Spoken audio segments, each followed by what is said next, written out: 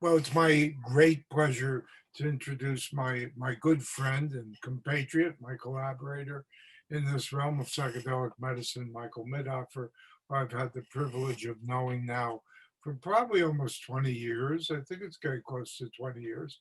He is my younger elder, but Not by much. uh, not by much. He's catching up on a percentage basis, slowly but surely.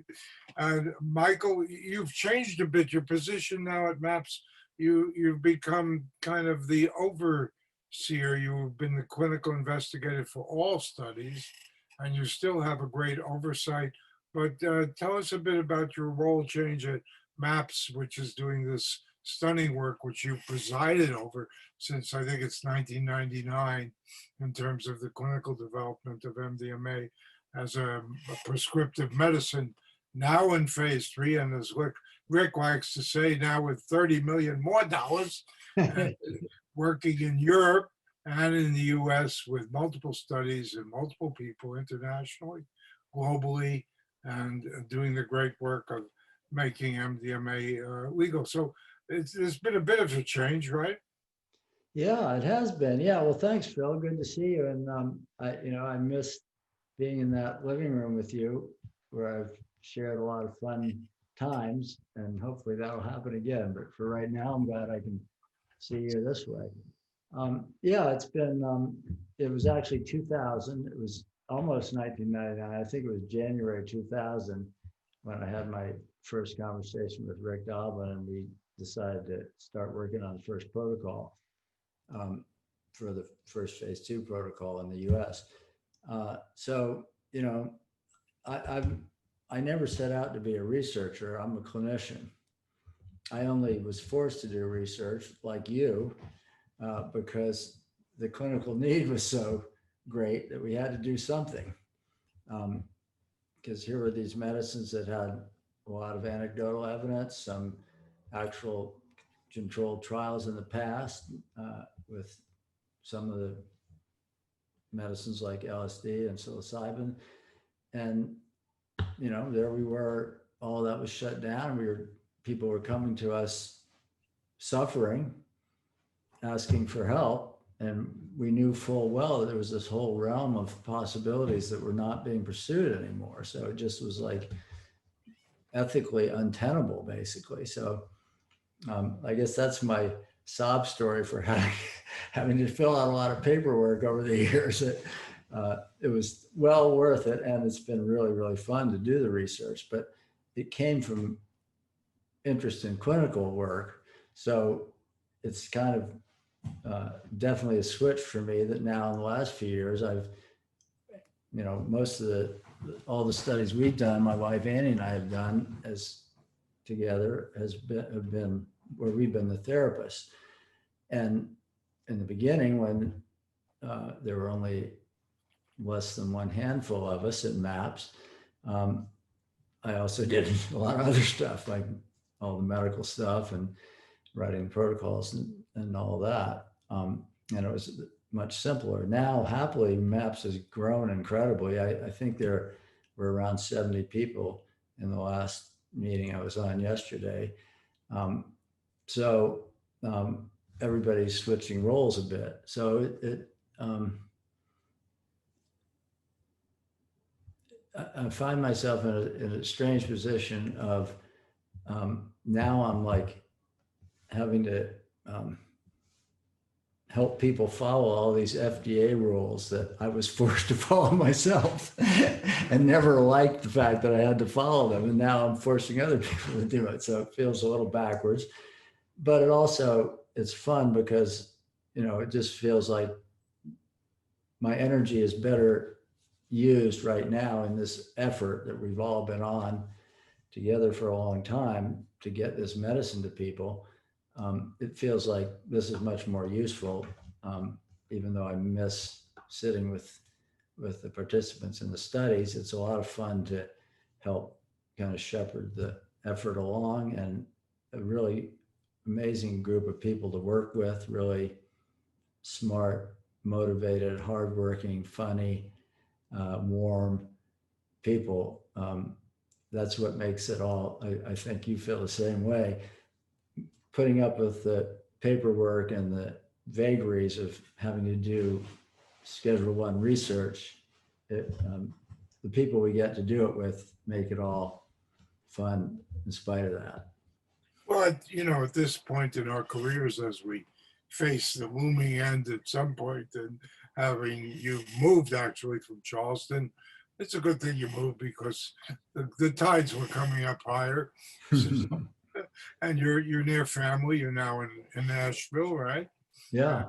And so you have a family base for these years ahead. And as I look back, one of my points of pride as I hear about all this flooding of money coming in and commercialization and how we can make money on ketamine and how we can make money on MDMA, and let's figure out how we can commercialize this, that, and the other. One of my things of great pride is to have been a clinician all this time, as you have been, starting with internal medicine as your background and having provided service. That, there's a big difference between, being financial capitalists and actually doing the work of delivering care. And even within this science framework that you're involved in, and I am in partial involvement in, the kind of sense of the ending of our spans of time doing the work. That ending, it seems to me, is with a sense of I've delivered the goods. I've tried to help many, many people, and I'm still doing that in a more global way. But I'm a clinician. I try and help people with illness to benefit their emotional and spiritual state. So I wonder what your view of yourself is that way now. Yeah. It's,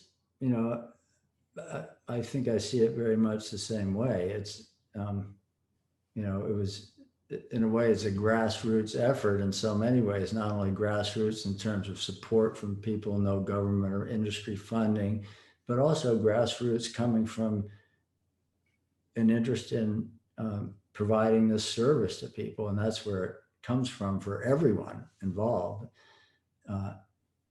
And at least in our spheres, it's interesting that more and more people are contacting us about profit-oriented approaches to this, but I've been very, very grateful to be able to do it in this nonprofit way. We've been fortunate that we get paid a good living to do it, but nobody's getting rich from it. Nobody's going to make a profit when it's approved.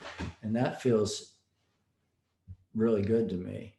It's just so clean that everybody's motivation from this point of view, has been, that's what the motivation is, not profit. So it's going to be interesting to see. I mean, I respect some of the people that have a for-profit model like Compass. It'll be interesting to see what happens with that. I don't think for-profit has to be evil or problematic. I think it often is very problematic. But so there are different ways to bring these medicines to people, but I'm very grateful that we've gotten to do it from a nonprofit approach. Another thing that's in common with us is MAPS has selected a long time ago to focus its indication for FDA on post-traumatic stress disorder. And I, of course, was privileged to help conduct a study on anxiety with life-threatening illness through MAPS. And we're focused a lot on the terribleness of trauma that's going on now.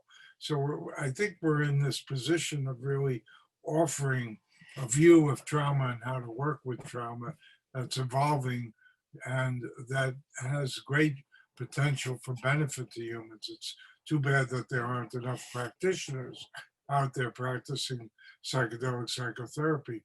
But we are traumatologists. We've learned so much about how people suffer from all the myriad forms of trauma.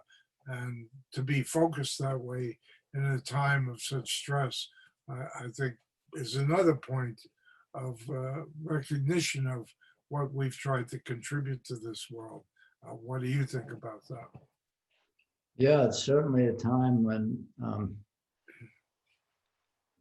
a lot of this is, the need is growing all the time. And yeah, it's a very intense time right now with, we've got the flood, the fires, and the pestilence all at the same time right at the moment. So people are really suffering.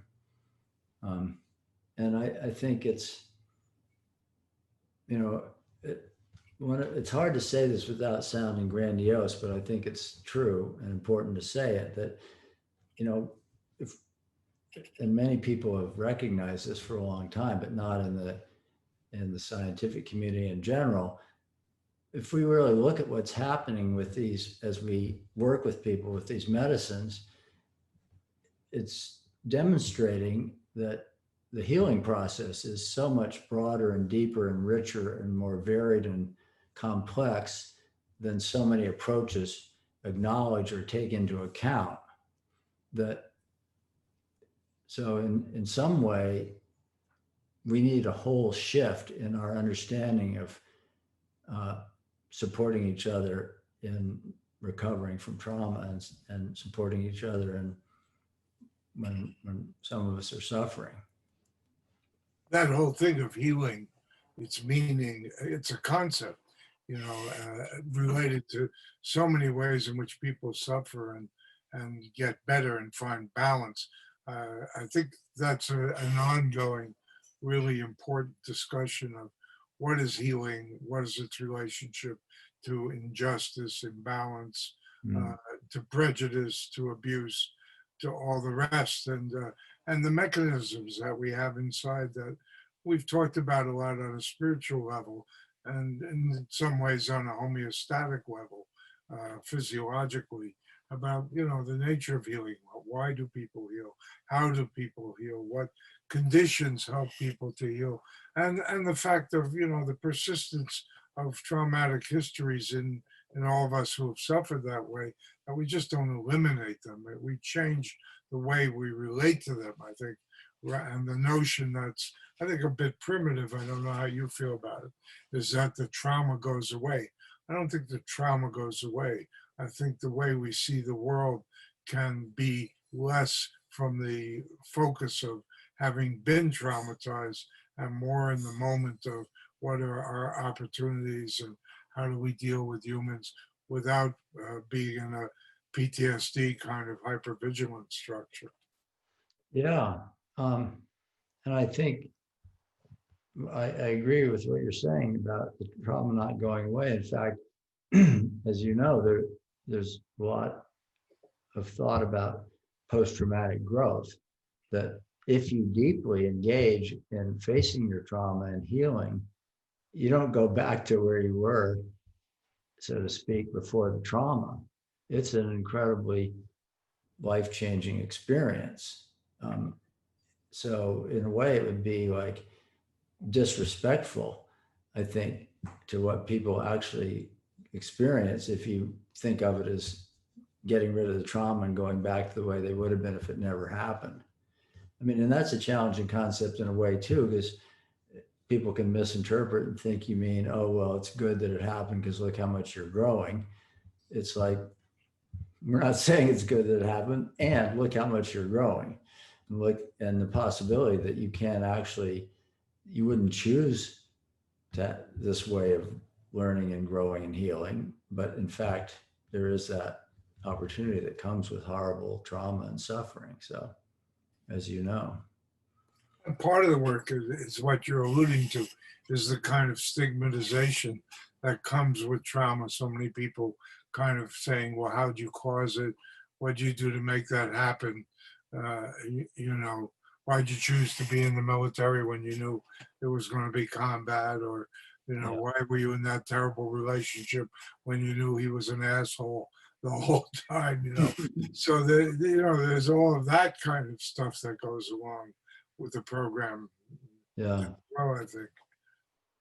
Yeah. The other thing I'm thinking, Phil, is obviously there's a lot of focus on the medicines. We're doing research with the medicines and we're treating people with the medicines. And it's important to recognize that something that's, at least in the way we've worked and our research and your research, there's this underlying principle that we're using the medicines to help people access their own innate healing wisdom and intelligence. And that's that's a crucial part of this too, and to recognize the medicines in a way help us see this more clearly. And it's important that we, acknowledge and learn from all that it's teaching us about the nature of the individual's capacity to heal. Because we're not this interdirect or non-directive approach, which many people have described for probably millennia. We learned a lot of it from Stan Grof ourselves, who was one of our important teachers. But, to recognize it's the combination of the medicines and the person's inner healing intelligence and helping him get access to that is something quite different from coming in with an agenda of you need to do imaginal exposure every week for 12 weeks or that kind of more directive approach, which clearly there's things like that that can sometimes help people.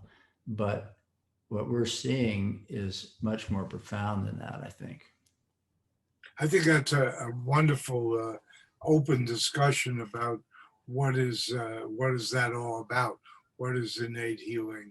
We have these terms for it, and we have experience of watching people and ourselves moving into that framework, healing from injustice, rectification of harm that's been done.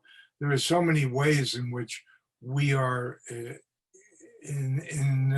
inherently with what people might call Buddha nature, or with a sense of balance as a feeling, and how to restore our sense to that balance. And I think that's an ongoing target, both of spiritual life and meditative life, and our kind of work to really ground ourselves in the nature of what that is as much as possible, so we can, as you say, be catalysts towards it rather than instructors towards it. I think mind expansion is an important part of what you do and what we do, even though we tend to, with FDA, suppress the notion that we're expanding minds. But I think we're expanding our own minds and other people's minds throughout. I mean, we're providing new opportunities for realization and for self-exploration and inspection and new experience outside of the boundaries that contain us because of our cultural and emotional constraints. Yeah, yeah. And I've sometimes say that we therapists need this as much as the participants in the studies do, because it's, trying to help someone that's suffering and not having good tools to do it is hard on the therapists too.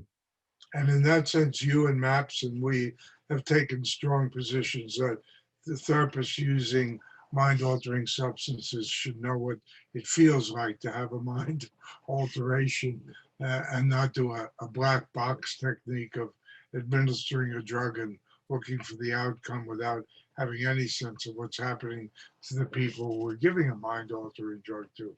It's an essential part of the MAPS program, of our program, and I think it's an imperative. Yeah, I agree. Just to be clear, we would never require somebody to take medicine. Right. And there are other ways that you can have deep non-ordinary experiences with breath work or other things. So we think it's highly desirable when someone can take the medicine they're providing in a similar setting. And as you know, we have protocols that we can legally do that. And if for some people that might have a medical contraindication or can't do that, the same principle applies. They need to have their own deep experiences with some way of shifting consciousness. Or, well, we don't know if they need to, but we have a lot of reason to suspect that it's a really good idea. And speaking for ourselves, we had the privilege of being old enough so that we were not only in college in the 60s, but around when MDMA was legal. So personally, I think I would have a lot more trouble doing this if I hadn't had the experience myself in a similar kind of therapeutic and setting. Well, we've been doing interviews. I've been having the pleasure of a bunch of interviews with some of my most esteemed colleagues in the meditation spiritual world. And, almost to a person within the Western world of meditation, people, psychedelic medicines have played an important part. I had a wonderful experience with Bob Thurman this morning, another great one with Gunther Weil, who was the last of the Four Horsemen in the saddle from the Leary period. Another one coming up with Stephen Batchelor, who's just outed himself doing psychedelics early on and returning to ayahuasca experiences. And it goes on and on. Jack's going to talk. The combination of spiritual practice and psychedelic work has seemed to be an elaborating mechanism for our self-awareness and growth. How would you apply that to yourself? I remember the bus story in Cooperstown and all the rest of your long-haired existence. Yeah, well, they certainly,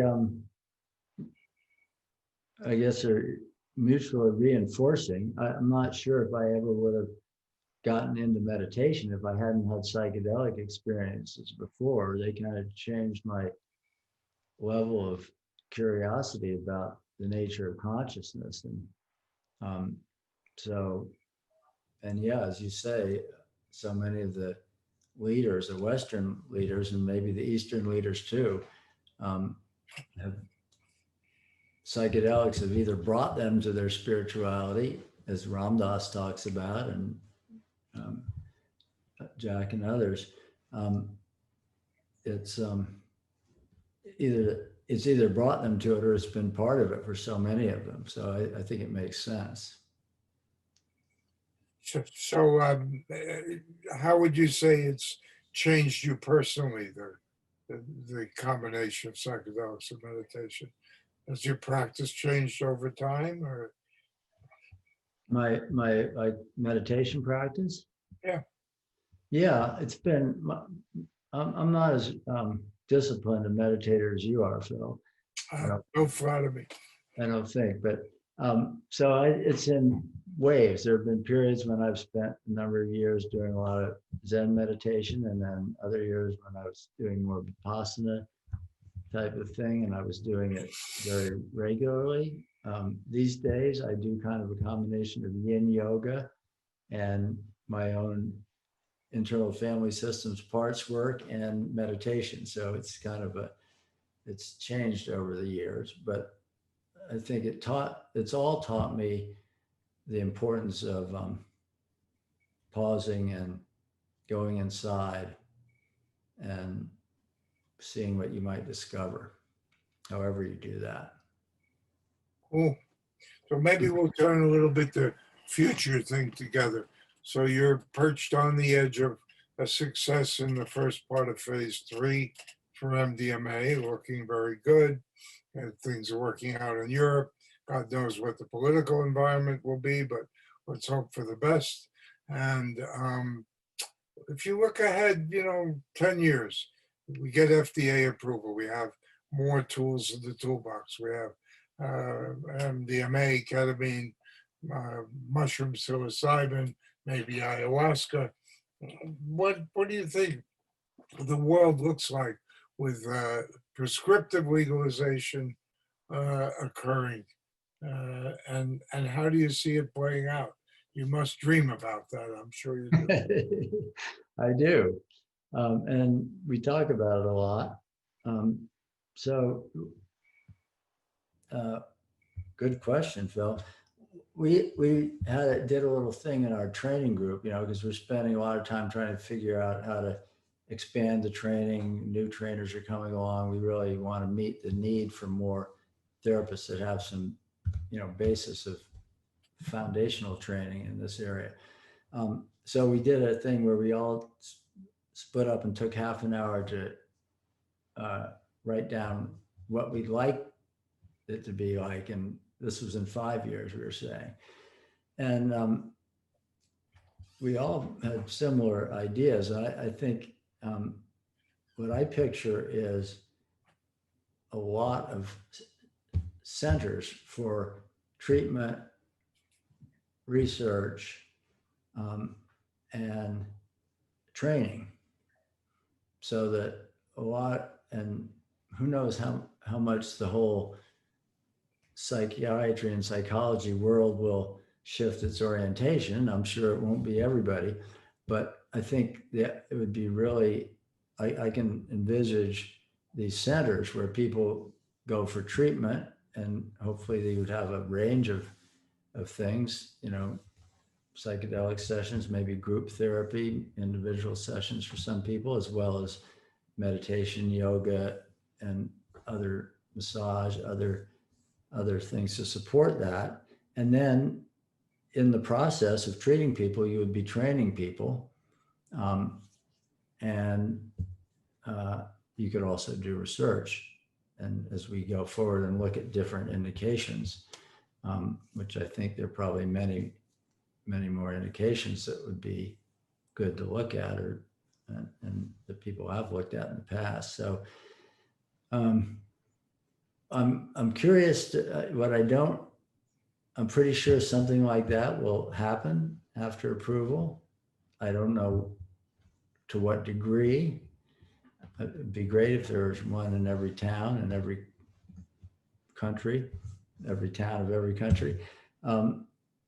So what it'll be interesting to see is where's the ceiling for demand for that. We're really concerned about meeting the demand, and I think there will be a lot of demand, and we can easily imagine the demand will be like 100% of people are going to want this treatment, but I'm sure that's not true. It's not for everybody. Some people don't want to sign up for a treatment that may, you may feel more symptoms before you get better. It may be painful and challenging and difficult. Some people would rather have something that would suppress the symptoms and not do that. But I hope the whole field is going to move toward this greater understanding of the best thing we can do in so many situations is support the person's own healing rather than thinking we have an answer for them. Good answer. And let's go a little further. We have a model now of the legalization of marijuana in many respects, not in all, and not uniformly. But we have a model of legalization, and we can see what's occurring with that. Suppose in an ideal world, there was medical psychotherapy treatment with medicines such as the ones we're working with, and everything was legal. Psychedelics per se were legal across the board. What do you think that world would look like?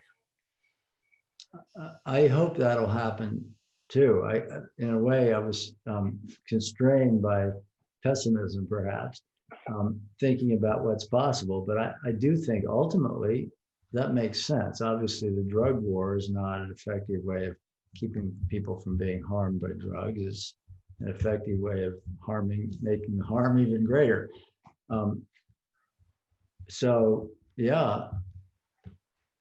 When do you think that political climate is going to change enough for that to happen? Because I like Rick Doblin's idea of people that have a license. If you're going to drive a car, you should make sure you can do it safely. And I think that could apply to psychedelics, that people have to have some orientation or something like that. And then if they start abusing it in terms of hurting people, then they could lose their license. I'm not sure, but I think it makes more sense for adults to be given lots of information to make their own decision about what to put in their body than to be Well, told. for me, it's always taking the money out of the problem. When you take the money out of the whole process, the whole thing changes. And then agreed that, people having a license to use substances that's nominal, and then also a kind of spiritual psychotherapy availability through a national health service where money is not a blockade to the availability of care, because we're using these medicines not just for amusement, or I don't like the word recreation, but for experience. We're using them to really help people. We're clinicians seeing the wounds that people suffer.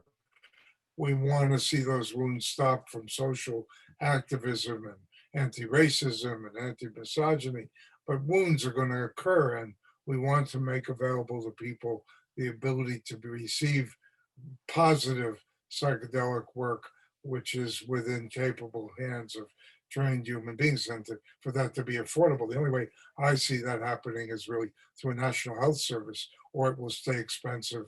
Just the problem of 6 to 8 hour sessions with MDMA and the cost of that, or even our 3-hour sessions with ketamine. The costs to human beings are too high without the recognition of the value of the treatment and its implementation within a mechanism that makes it available to all people. Against that framework, we have a difficult time. And so I think it's really up in the air when you see the spread of fascist-like behavior, not just here, but in so many places.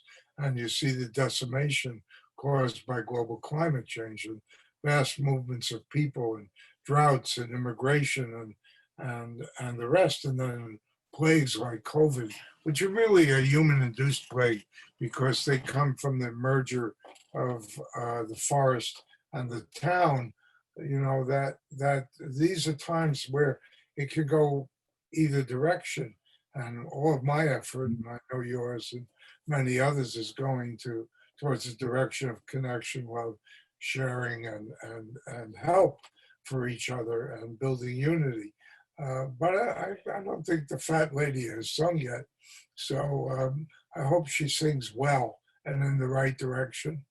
But I think these are kind of dangerous and pivotal kind of times. What do you think?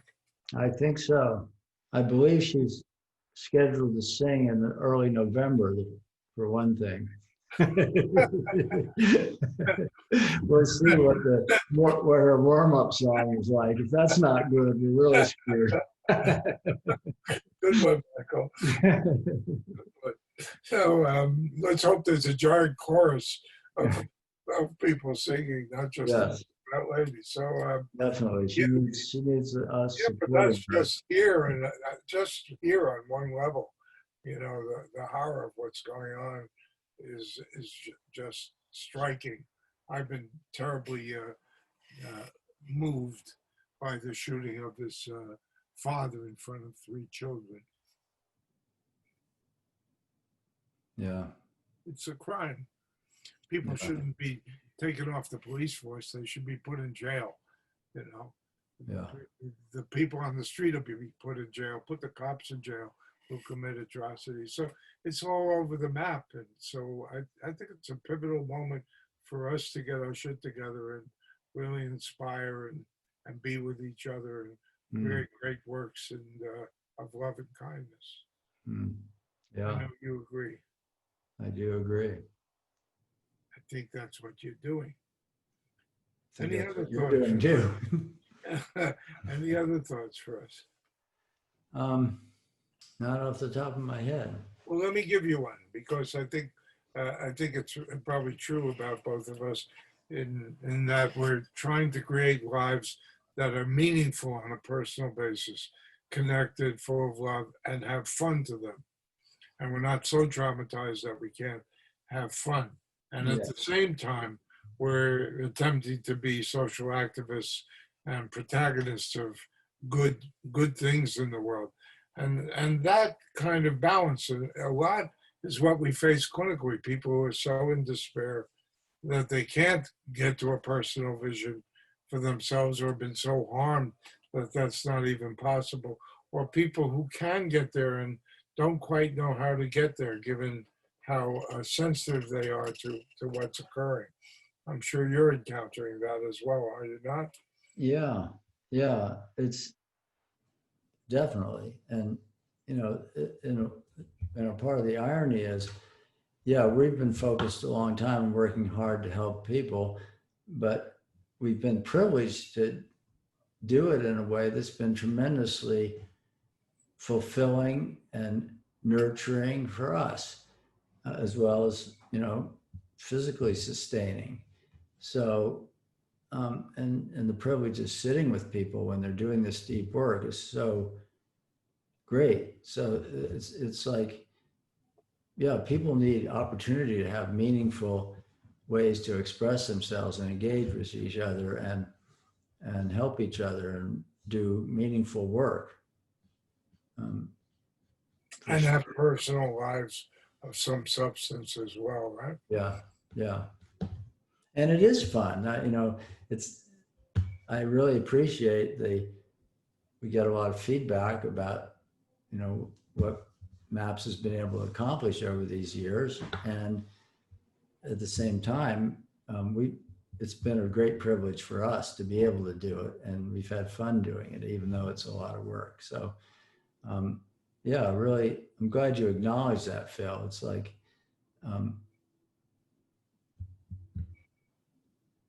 people, you don't just solve the problem by helping people come to terms with what's happened in their life.